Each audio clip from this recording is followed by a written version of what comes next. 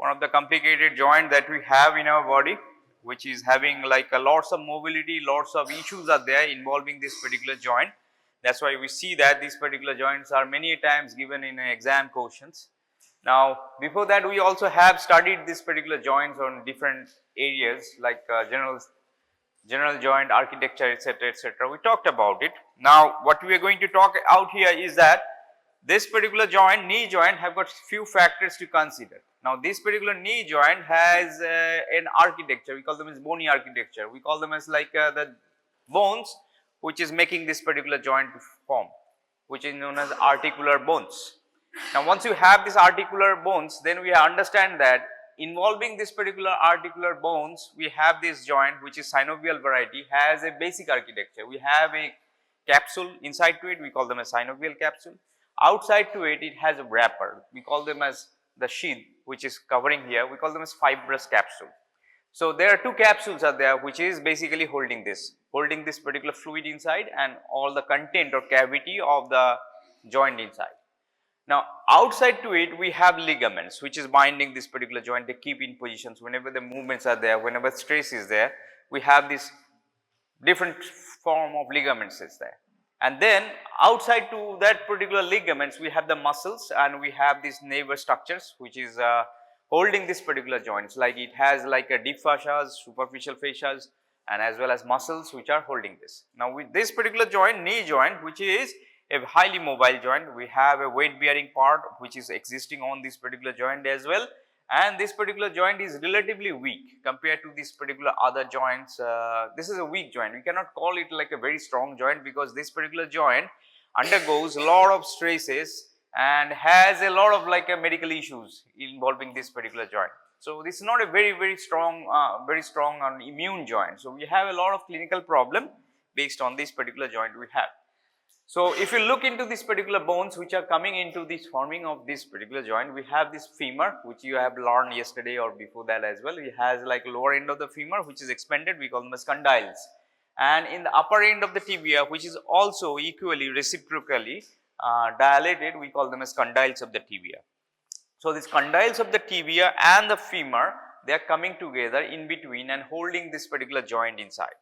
Now, this feature which is like striking out here is that within this particular joint we have a disc which is present in here, we call them as fibrocartilage disc or fibrous cartilage, which we call them as meniscus, which is basically resisting this particular articular margin from touching. So, they are separating this particular two of these particular bony parts out here, separated out within this particular joint or joint capsule. We call them as meniscus or menisci depending on the singular or plural. There are two such menisci are there.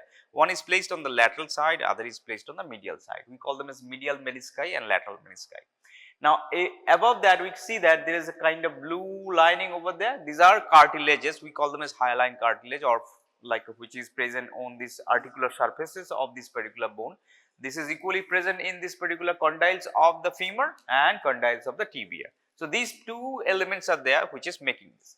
Apart from that, we have a third entity there, we call them a small bone, we call them a sesamoid bone. We talked about sesamoid bone in the general anatomy classes, which is formed within this particular tendons itself, which is the largest sesamoid bone in our body, which is known as patella. So, this patella along this particular femur and tibia, they are making this particular knee joint contributions together, and this particular joint which is kind of like allowing the movement which is restricted to the flexion and extension. So, one direction movement is taking place principally, like a 95% movement of the knee joint is flexion and extension. So, it is a kind of joint movement, we call them a hinge joint, which is opening the door in one side only, just like this door say opens into and closes to one side only.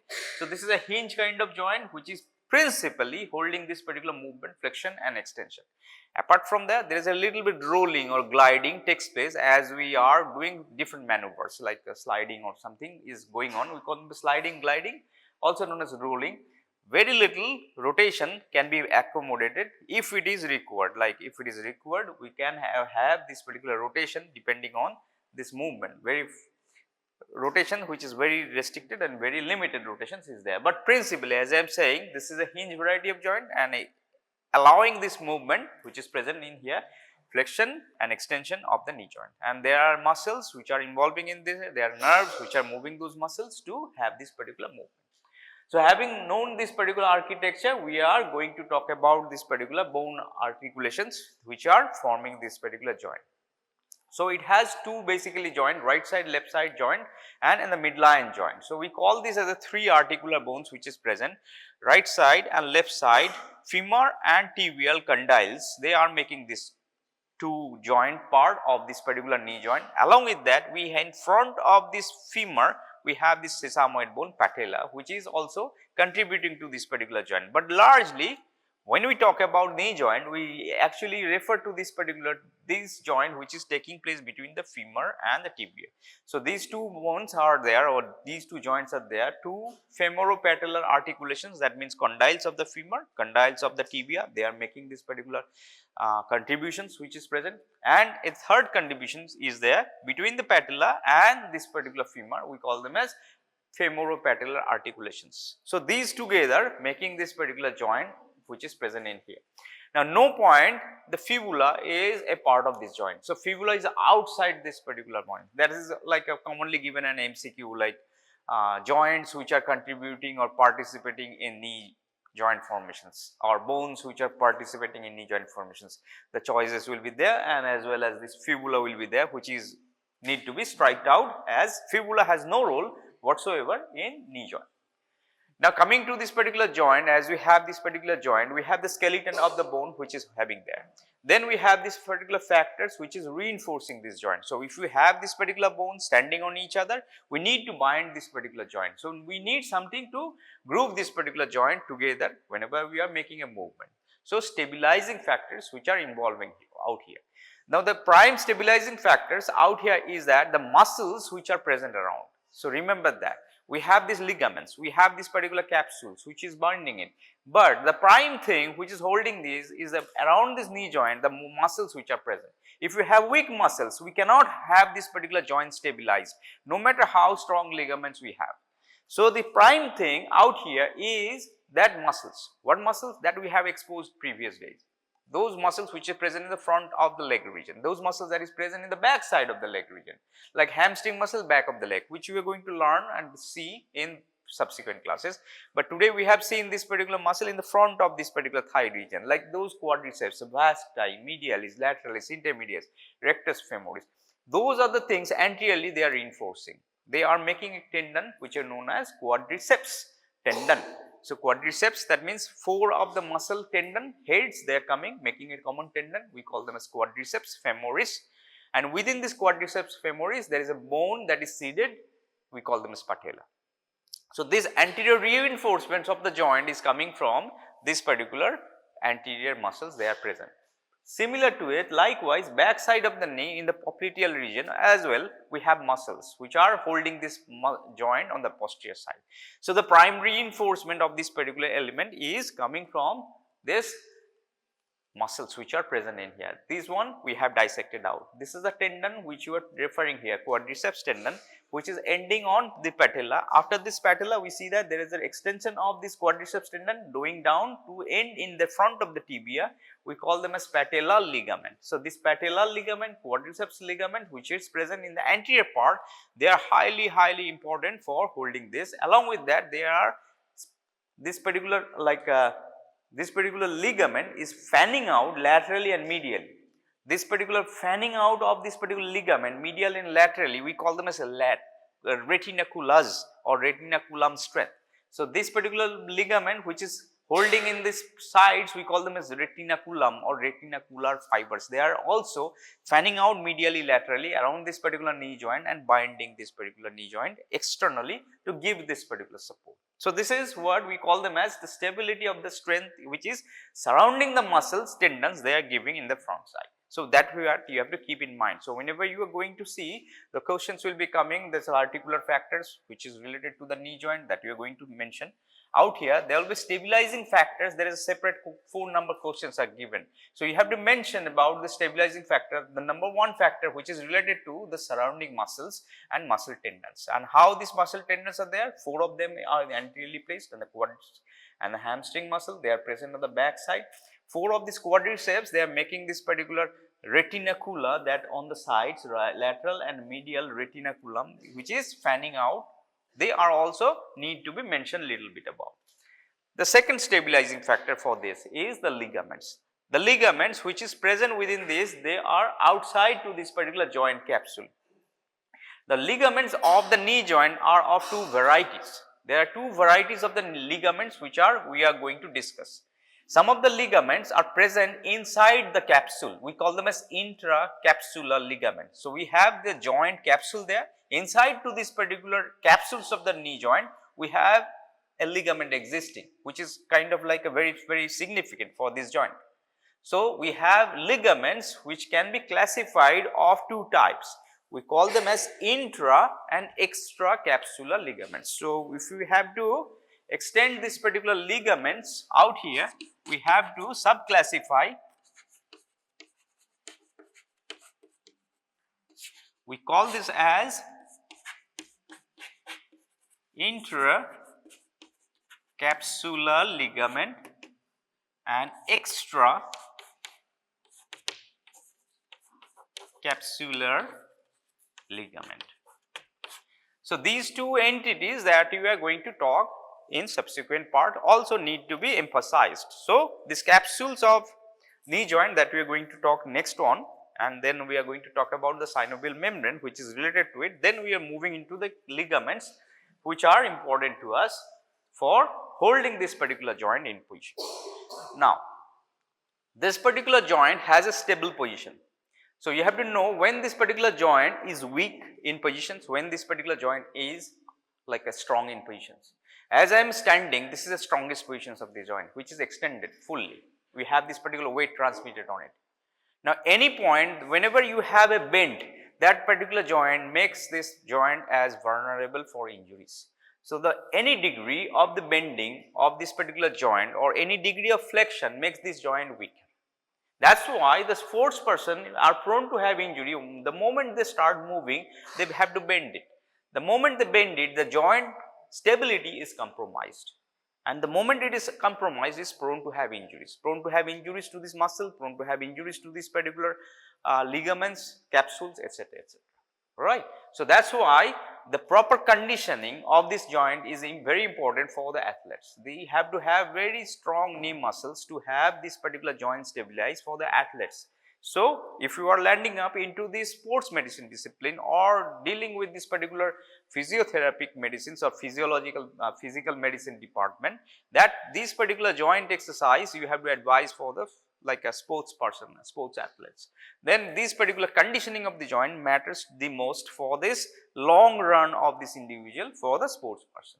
Now, coming from this particular stabilizing factor, as I mentioned, muscles, then we have the ligaments, we have the two varieties of the ligaments, and inside to it we have these capsules of this joint that we are going to talk about. Now, this is what we are talking about holding this particular joint into binding here. We call them as capsule, also known as capsular ligaments. So, this is number one factor in terms of this stabilizing factor where we are going to talk before into here. So, we call them as joint capsule, also known as capsular ligament, which is present like this. So, if you remove these muscles and everything around, this particular bony architecture will be exposed over here. We have a white matter fibers filled up with the collagen and elastins and the fibrous tissues which are binding this particular joint to keep this particular cavity of the joint not visible. So, this is what we call them as capsule or capsular ligament. So, this particular capsular ligament which is present over here along with the articular margins of this bone. So, as the bones are coming in contact, we call them as articular margins. So, the moment the bones comes in, this part comes with the other contact, we call them as articular margins. So, surrounding this articular margins on the lower end of the condyles of the femur and the upper end or ends of these condyles of the tibia, we have this fibrous capsular ligament binding over here. So, it is binding this particular joint on that articular margins. So, inside to this articular margins, we have this articular cartilages which is present. So, this particular joint which is present with this particular capsular ligament which is binding over here. Now, this particular capsular ligament has a weakness or has a dent. Where is the weakness? this particular joint on this particular lateral side has a gap for passage of this particular ligament, we call them as popliteus muscle. And this particular muscle which is going on this particular lateral side and going into here, there is a natural gap existing on this capsular joint. So, we will coming to discuss more about this particular weakness in this particular joint capsule. We have another visual which helps us to identify this gap over here. So, see that this particular joint which is exposed, this is a tibial upper surface you are looking out here. So, this is the joint entirely, we have removed the femur on top and you are looking at this particular joint from above. This is a tibia upper surface you are looking at, and these dots which you are seeing over here, there are two of the dots are there. One is the blue one and inside to it we have the red one. Now, we follow the blue dots which are present outside. The blue dot is representing the fibrous capsule. Now, this particular fibrous capsule, you see that coming from this anterior part over here, we have the patella, and in between the patella, a patellar ligament is there, and then we have this particular blue dots surrounding this over here on the medial side, and on the lateral side also it is surrounding on the side. Now, on the posterior side, on the lateral extreme, there is a gap there. So, this particular gap on this fibrous capsule is there for passage of one muscle tendon, we call them as popliteus. So, this popliteus muscle which is present on this particular back side of this leg region, this one which you are seeing here, which is coming from this particular lateral condyle and sweeping over and going into the posterior surface of the tibia. We have this particular space, we call them as popliteal fossa, and this particular popliteal fossa have got this particular muscle, we call this popliteus muscle. Now, this popliteus muscle tendon is attached or anchored to the bone on this lateral condyle of this femur. So, this particular condyle of the femur which is attaching over here, this tendons of it needs to be slipped out. So, while this particular tendon is passing over here, this particular fibrous covering cannot cover this. It is leaving a gap for this region. So, the tendon of this popliteus can be passing out. So, in this posterior extreme on the lateral side, this particular capsules of this particular knee joint is the weakest most. Again, this is an MCQ question, they have been given in this. So, capsular joint is most weak in anterior posterior or like lateral or posterior-lateral or posterior-medial, the choices will be there. So, this question comes over here, the weakness or the gap because of this particular popliteus tendon is there for slippage. Again, they can ask the questions over here in different ways, that they can mention that this particular capsular ligament in the knee joint is weak on the posterior side on the lateral extreme for or giving for passage of some tendon like that. So, they will be giving some different names like tendons of this and tendon of blah like that. Then you have to know that this popliteus muscle present in here, the tendon of it passing and leading to this particular point as a gap or weakness out here. So, this is what about this particular capsule of this particular joint you have to see. Now, inside to this particular capsule, now we are going to follow the red dots, which is called them as synovial membrane, which is blended with this inner side of the capsule. So, these red dots as you are seeing here following over here, it is relatively continuous, doesn't have any gap in here. So, see that this red dot starting from the front sides, which is this synovial membrane going along over here, medial side, lateral side uninterrupted and splitting this particular cavity of this particular knee joint almost by medial half and lateral half. You see that this particular fold which is going over here. So, this particular synovial membrane is going inside this particular area, we call them as intercondylar area. So, this intercondylar area of the tibia, this synovial membrane is going and splitting this particular joint almost into two halves, medial half and lateral half. That is why you call them as medial tibiofemoral joint and lateral tibiofemoral joint. This particular entity is important for the arthroscopic surgery. We can do the surgery inside this particular cavity of this particular knee joint, having this particular bridging partitions there because of this particular ingrowing of this synovial membrane which is going inside. So, make it simple out here, we have two reinforcements here, capsular joint and synovial membrane, they are present. Now, this capsular joint is weak out here in the lateral side posteriorly because of the passage of the tendon, that we have to keep in mind. Second reinforcement of the joint in here deep inside is from the synovial membrane. This synovial membrane is wrapping around more or less these articular margins inside to it, wrapping around this particular joints inside to it, and it has no weakness or no gap over there. Rather, this particular synovial membrane is splitting this particular cavity of the joint into two. So, this is that like a takeaway from this particular joint, capsule and synovial membrane for us. So, this is what we have to know about this particular synovial membrane extent which is present to it. So, this is about this particular synovial membrane and fibrous capsule. Now, from there we are going into this particular entity, the expansions of the synovial membrane. So, this synovial membrane have got little bit modifications in some of the point, some of the areas. We call this as bursa. So, we talked about the bursa when we were going to talk about shoulder joints, remember that. So, we talked about subacromial bursa, subdeltoid bursa, etc., etc. So, these bursas are fluid filled or air filled pouches which is present within this particular friction joint point of the joint, and this particular bursas out here in the knee joint is having related to the synovial membrane of this knee joint. So, this synovial membrane of the knee joint has a direct communications of this particular bursa which you call here as supra-patellar bursa. Above the patella it is going high, and this is communicated with the cavity of the joint over here. So, by any chance if you have any injury in the upper part of the knee joint, say for example out here we have a penetrating injury. So, this particular penetrating injury injuring this particular muscle and penetrating this particular bursa which is supra-patellar bursa deep inside. So, if this particular supra-patellar bursa is breached by any penetrating injury, that infection can travel into the knee joint capsule and get inside the knee joint. So, that leads to a trouble for us. So, any injuries involving this supra-patellar bursa inflammation can lead to knee joint problem. That is why you will see in your clinical life the knee joint swelling is pretty common. So, patient comes to you with a swelling of knee joint and the fluid accumulates quickly inside to it. No other joint have this particular fluid accumulation inside this. Knee joint frequently, despite it having mobility, fluid accumulates inside to it. The reason is for it, these bursas which are expansions of the synovial membrane is communicated with this particular cavity of the knee joint. So, this synovial membrane which is present inside this particular joint capsule, they are communicated with this particular bursas, and bursas are point where we have the frictions. The frictions creates irritation, that irritation creates fluid secretions.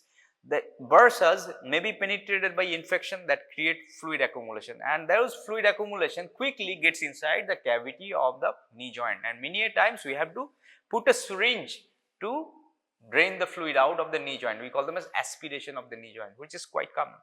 So, that is why we see that many a times effusion of the joint of the knee is very common. You understand the effusion? We talked about pleural effusion, pericardial effusion.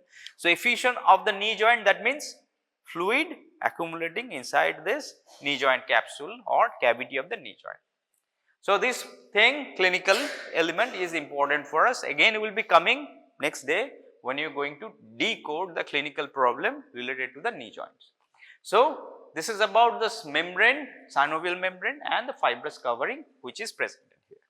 Now, we are getting into the third reinforcement here. We call them as ligaments. Now, ligaments we have categorized into two entities. One is outside the capsule, other is inside the capsule. So, inside the capsule, that means there are two entities. The blue one is the fibrous membrane, the red one is the synovial membrane. So, this one which you are going to talk about, extra-capsular ligament, that means that is outside the blue line, and the intra-capsular is lying between the red line and the blue line.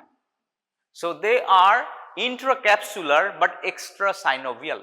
Now, these words matters to us. I know you are tired, I know you are kind of like need some fresh air, but thing is that this point that you have to stick to your brain, these are the points that matters to us, because these are the element that you have understand. If you have understood these things, rest things is easy, right. So, try to focus these words that I am saying and try to emphasize on what I am saying actually and what these things matter, and rest things is easy for us. So, there are capsules that we are referring out here. There are two forms of capsules are there. They are like band-aids, they are plastering on these regions of the knee joint, right. So, two types of capsules are, two types of ligaments are there. One kind of ligament we call them as extra-capsular ligament. Where is the capsule of the knee joint? The blue one. So, outside the blue one, the fibrous capsule, we have the ligaments. Those ligaments we are going to call as extra-capsular ligament outside the capsule. Now, the second entity is point of concern because they twist that thing. What they are going to twist? They call them as intra-capsular ligament. Now, this intra-capsular ligament, they add a word deliberately to confuse you that they are intra-capsular extra-synovial, and that extra-synovial word will make you puzzled. So, what do you mean by that, like extra-synovial? What the element they are trying to address? So, again for that reason you have to focus this particular red line and the blue line. The blue line is outside the capsule, the red line is the synovial.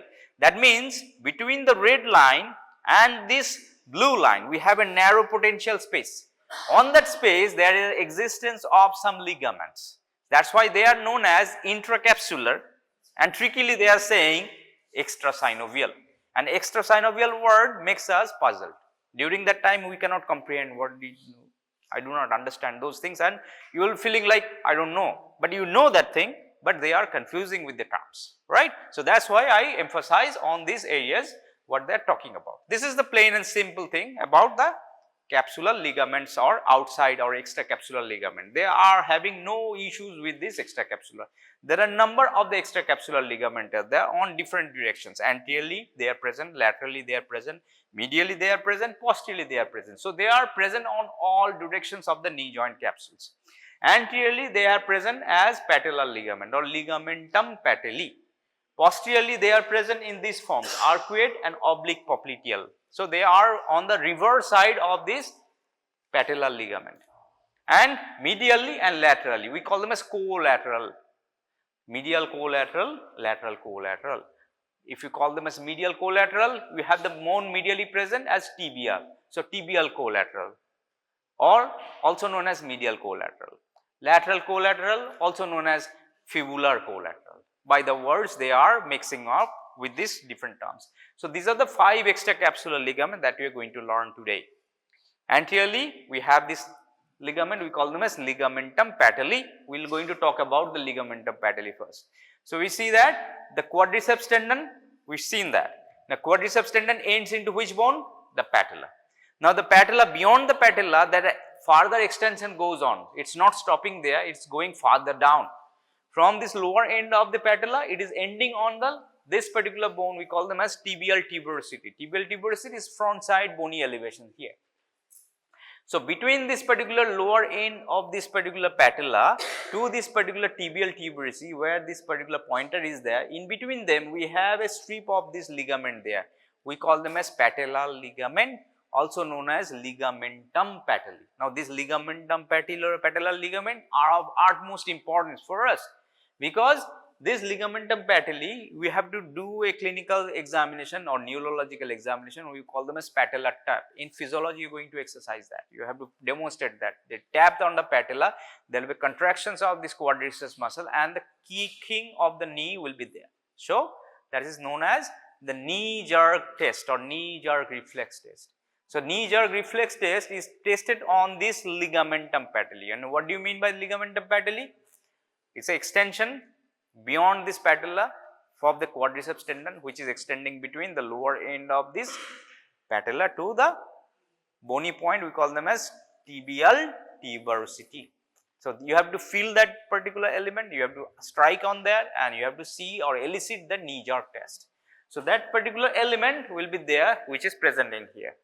Now, this particular quadriceps tendon, as you have seen, this particular quadriceps tendon in the front side, out here they fan out, and this particular quadriceps tendon, as they fan out over here, spread over here, right side and left side, they make a network of tissues or flat covering, wrapping. That particular flat covering of this quadriceps tendon, we call them as retinacula. So, this retinacula is again reinforcing this particular knee joint anteriorly. Medial and lateral patellar retinacula. We have to cut through. If you have to do an open knee joint surgery, you have to cut through this retinacula and get inside this knee joint if you have to do this. So, this particular retinaculars, how they are formed? They are formed by the vastus medialis and lateralis and the intermediate tendon, they are coming over here making these joints. So, this patellar ligament and ligamentum patelli, the significance of it is important again, and many times it will be coming, oh, we have new entries there, they want to get in, eager to learn knee joint, I guess. Yes. Alright, so ligamentum patelli is kind of very important for us. Short note, and in anatomy surface marking, we are asked to demonstrate the ligamentum patelli. We ask the clinical significance of it. Questions are there based on ligamentum patelli related to the patella, related to this particular retinacula will be there. Now, from the ligamentum patelli, we are going to talk about the collateral ligament. Collateral means they are present on the sides, right side, left side, medial side, lateral side. If it is present on the lateral side, we call them as fibular collateral ligament. Fibular collateral ligament is present on the lateral side, we call them as lateral collateral ligament. Now, this particular lateral collateral ligament is quite strong. It is a very strong ligament which is present out here. It looks like a cord. This one is this one which you are seeing here, lateral, between this particular lateral epicondyle of the femur to this lateral on this top of this particular bone which is known as fibula. So, fibular head or lateral side of the head which is anchoring this particular string like ligament. So, this particular string like ligament which is present in here, we call them as lateral collateral ligament. It is very strong ligament, rather it is the strongest ligament which is extra-capsular ligament that we have in this lateral extremes which is present. Now, extending between the condyles of the femur to this particular fibular head. So, in between there it is extending this thing. And what are the other important, which is this particular ligament has? Now, this particular fibular collateral ligament is present between this menisci and this popliteus tendon. So, you see that local down picture over here. So, this is the lateral side, this is the medial side of the knee joint, and you are looking from the back profile or posterior side of this individual. So, this side is lateral, this is what we are seeing here, fibular collateral ligament, you see that. So, this fibular collateral ligament is coming from the femur condyle lateral to this particular head of this particular fibula, sorry. So, this is a cord like ligament which is there. Now, if you look inside to it, this one where I am placing this particular pointer here is that we call them as the disc as menisci or meniscus. So, this meniscus and this fibular collateral ligament, in between there you see that a tiny cut edge of this muscle fiber is there. This is the popliteus which is coming from this particular lateral condyle or lateral epicondyle of the femur and getting through this particular weak posterior capsular joint and getting inside and going out. So, in between this meniscus and this fibular collateral ligament, this particular muscle which is known as tendon of the popliteus is placed in. So, this anatomy that you have to keep in mind, this small sleek muscle fiber tendon which is placed between the meniscus on the lateral side and this particular ligament saves this knee joint on the lateral side. So, this anatomy which is circled over here that you have to keep in mind for clinical problem related to it. So, this knee joint is going through the injuries. So, when we are going to talk about the knee joint injuries, this anatomy will be coming again. So, this anatomy of this particular fibular collateral ligament that we have to keep in mind is that between the meniscus and this particular capsule ligament which is there, between them we have this particular tendon of the popliteus which is placed in, slipped in, sneaked in.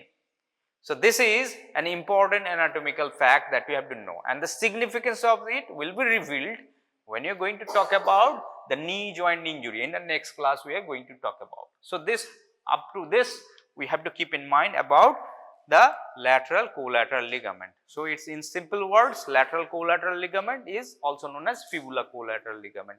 It is a rod or kind of like a flap like, it is a very strong extending between the lateral epicondyle or lateral condyle of the femur to this head of the fibula, and this particular ligament which is present between this particular meniscus and this ligament, we have a slippage or passage of the popliteus tendon which is present on this extreme, and this is clinically significant that we have to learn in subsequent classes. From the fibula collateral ligament, we go to the opposite side. We call them as medial collateral ligament. Medial collateral ligament, which is also known as tibial collateral ligament likewise. So, it is coming from this medial epicondyle of the femur and going to the medial condyle of the tibia. So, between this particular medial epicondyle of the femur and the medial condyle of the tibia, they are placed over in this region. So, this particular region is medial side, this is the lateral side of the picture. Again, you are seeing the posterior side of the individual. So, this particular ligament, which is flatter compared to this other one which is string like, this is flat, which is pasted. And this particular ligament, as we see that medial collateral ligament, which is intimately blended with this menisci. See that the difference, which has put a star on it. Compared to this side, we have a popliteus tendon in between them. Here, we do not have any tendon such as. So, this particular medial collateral ligament is basically glued to this menisci on the medial side. We call them as medial meniscus. So, medial meniscus is basically glued to this particular medial collateral ligament. Now, this medial collateral ligament is a weaker ligament. So, medial side, if you have any injury, it will gonna snip, it is going to break or it is going to rupture. So, medial collateral ligament is weaker compared to the lateral one, and you have to keep this thing in mind. So, this tibial collateral ligament, also known as medial collateral ligament, which is a flat variety extending between these condyles of the femur and the tibia on the medial side, and this thing is blended with the menisci or meniscus compared to the opposite side, which is between them we have the popliteus tendon slipping in between two. There are no physical contact between the meniscus on the lateral side with the lateral collateral ligament, which is in case of the meniscus of the medial side is not there. Coming to the other two, oblique ligament, which is also known as the expansions of this particular semimembranous. They are reinforcing the posterior side of the capsule. You remember the posterior side of the capsule, which is weaker on the lateral side, we mentioned that. This weaker, if you leave that, the nature tries to or body tries to cover these things up. So, this cover up of this thing which is happening between this particular expansions of this particular subtendon. So, we have a hamstring muscle which is known as semimembranosus. The tendon which is semimembranosus has on the posterior side, which is little bit spreaded out and goes into little bit like a modifications. So, this one of the modifications of the tendon of the semimembranosus, we call them as expansions of it, covering out this particular like knee joint capsule on the posterior side as a oblique popliteal ligament. It is not like a very prominent structure, but it is kind of like a covering obliquely into this posterior side of the capsule. This is one extreme of this particular oblique popliteal ligament. Other is the arcuate ligament, which is again present on top of this particular popliteus. As you have seen many times, this posterior side is weaker. So, this particular popliteus muscle on that side where it is coming out, this another fold of the fibrous capsule is there. We call them as arcuate popliteal ligament, which is basically covering this particular posterior extreme. So, to summarize this, we have this particular extra-capsular ligament. These extra-capsular are of 5 of them: patellar, fibular, tibial, oblique and arcuate, and these are present outside the capsule. Now, inside the capsule we have this particular ligament, we call them as cruciate ligaments. There are 2 such cruciate ligaments is there. We call them as anterior cruciate and posterior cruciate. They are present inside the capsule, but extra synovial. That is a word that you have kept in mind. So, this cruciate ligament will start from the next class on. Cruciate ligament and the rest of this particular element, we will talk about the knee joint, different varieties of the clinical problems as well, the movements of the knee joint and stability of the knee joint as well. So, we will stopping this particular knee joint at this point. We will build on this particular knee joint from this cruciate ligament from the next class onwards to finish this particular knee joint.